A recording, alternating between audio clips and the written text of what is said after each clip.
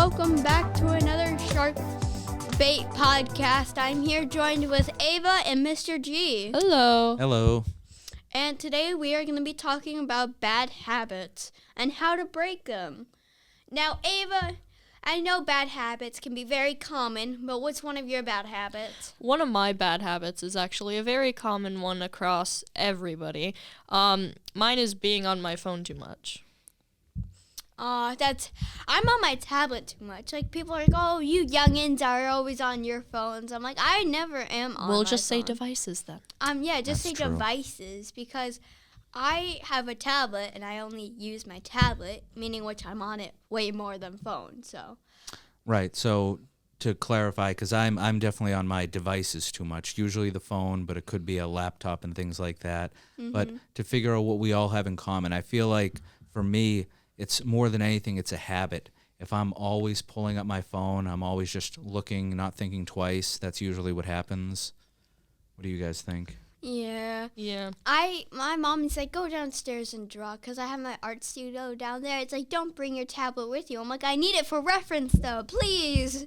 Yeah, for me, like, this is a common problem. I'll go and I'll try to go to bed at night, and then I'll hear my phone, like, ding that I got a notification, and I'll always want to check it. Oh, my friend, I woke up to 164 messages during the summer. Same. And, yeah.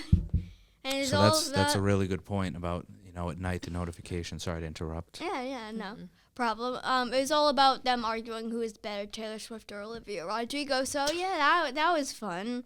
And then when I told them, I only like lo-fi girl. And by the way, that's like a calm music. They're like, no, you're wrong. And they just continued arguing. So, and then another bad habit for me, which is common for artists, is art block, which means that you can't draw that day, or it's like impossible for you to draw anything good. This happens a lot towards me, especially because I'm working on a comic recently, and I gotta draw the same character multiple times.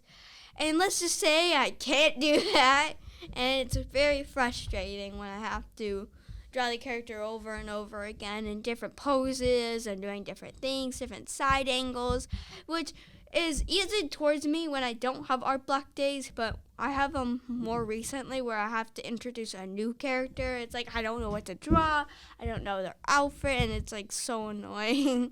So with the art block, you're talking about you have an issue with creativity, being able to draw a character when you feel like you need to. Mm-hmm. Have you had this issue for as long as you've been drawing? Mm-hmm. It happens very commonly. But the funny part is that, like, if you're creating a character and you're not really thinking about it, you can draw, like, a really cool thing. But like, when you need to draw a character, it's like, oh, sorry, art block. I'm like, ah.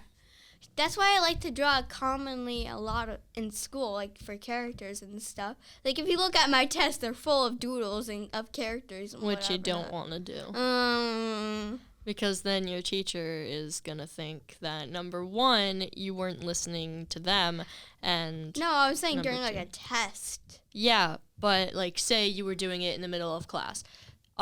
They would think that you're not listening to the teacher, and that could get you in a lot of trouble. That is true. And I know that from reference because that happened to me one time. See, that's perfect. Real world experience right there. Good round of applause there. We need to cut those. So let's think about ways. We'll start with Chase's because we were just discussing it. Ways to deal with the creativity block. So you said usually taking a step away, not focusing too much. Yeah, like when I'm having art block, I tend to go like to YouTube for references of other creators, or if I'm having a hard time, I tend to use this app called Gotcha where it helps design characters for you. You just basically they have everything drawn out for you. It's just that you can like add stuff to it. Like, oh, I want it to have this kind of clothing. Oh yeah, we got you, and it's like it adds it on for you. And then So sorry to interrupt, but I haven't heard of that. That's pretty interesting. But I wonder, does it also have the danger of hurting your creativity? Could a new artist, if someone was maybe 6 or 7 and they're just starting out, if they relied too much on that, do you think they would lose some of their skill if they're just relying on just, reference. Exactly. Actually, no. A lot of people who today even who make movies or are really famous drawers always use references.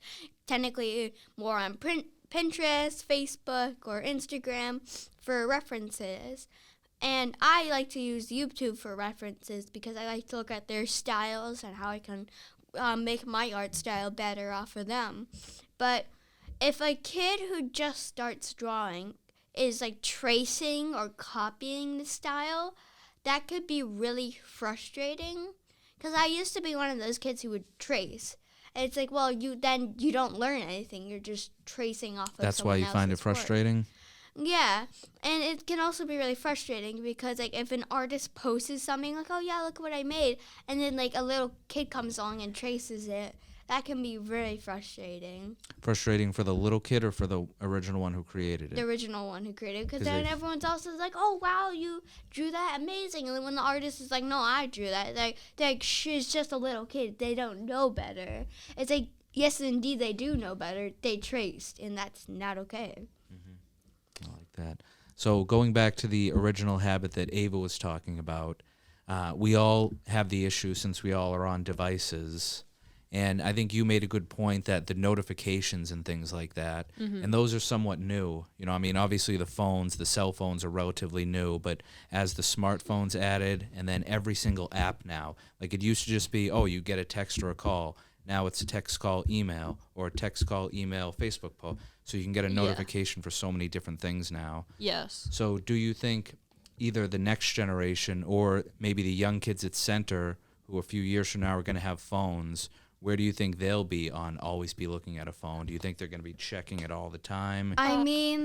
I do think that they'll be checking it all the time because since we're already that bad, I think they could potentially be worse. Well, no offense. But when you're born, you are not with a phone. When you get older, sometimes you're not with a phone. I haven't had a phone since this year, and that's why I'm not addicted to it. But I had a tablet like basically my whole life, and I'm addicted to that. So for you, that'd be, sorry to interrupt, but yeah. swap out the device and tablet then. If you feel like you've had your tablet the whole time and now you're addicted to the tablet, so to speak. Yeah. And what was it, was there a reason you moved away from the phone or just because you use your tablet more often? I use my tablet more often. Plus, my phone has restrictions on it for some reason that my mom and dad haven't figured out. For some reason, you can't yeah. download. Gee, Yeah, why? totally for some reason. No, but like you can't download anything, and it's also you can't text anyone too sometimes, which is Sometimes the parental controls, they care about you, yeah. so they But want to when be careful. we checked the parental controls, there's nothing there. It's a Google thing because they made it as a kid phone, but technically I'm a teenager, meaning which I should be able to text people and download other apps. But I kind of understand, and that's probably also why I'm not really on it that much. I only am really on it for just like pictures and stuff like that to take of my friends when we're out and about, So you were mentioning before, though, and it ties in with our habits, that when we're born, we're not born with any of these things, but you learn as a habit, you learn early on, and it can be any habit, doing something regularly, eating, drinking. If you get used to something very quickly, you almost can't understand without it, and that's what makes habits so difficult. Yes. Because also with, like, the phone and devices and stuff like that, there's a lot of notifications that could happen, like, as Chase also, like, said, Instagram, Twitter, TikTok now. Right. There could be a lot of notifications of somebody posting a lot of things. For a frequent Facebook user like I am right now, it tells you what people are doing and it blows up your phone. So, Yeah, it's always something tough. And they shorten it to FOMO. Do either of you know FOMO? No. I think I do. Fear of missing out. Yes. And so that, you described it right there. I set my phone down. I don't want to use it for the next 15 or 20 minutes. But then I see one friend text and then another. I think, oh, is something going on? Maybe they're talking about something. What if I don't see it? I'm going to miss it. I got to check it right now. Yeah. I had the fear of missing out. And that can happen with so many things, but the notifications are a perfect example. You're lying in bed, you don't need to check your phone again, but just a little whoop, whoop, and it lights up and you have to go check it now. That was a perfect impression. Thank you. I feel like I was kind of addicted to my phone during the summer because on my tablet, I don't be like, hey, yeah, I'll give you my tablet's number. That just sounds super weird. It's like, yeah, I'll give you my phone number. Right. And so I would just give out them to my friends. And now, I have, so many people who are my friends, and they just are texting, and they have weird photos of me, and I have weird photos of them.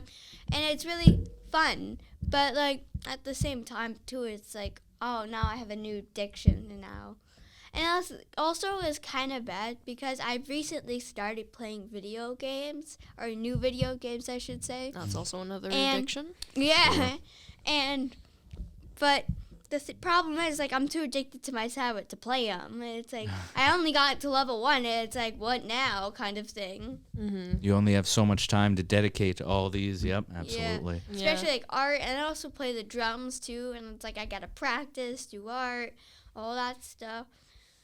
Well, yeah. No, I mean, those are really cool. Those are definitely good. So before we start to wrap it up, let's see, I'm kind of putting you both on the spot. Let's try to brainstorm. Let's see if we can imagine Marston kids who haven't really gotten into their phones yet.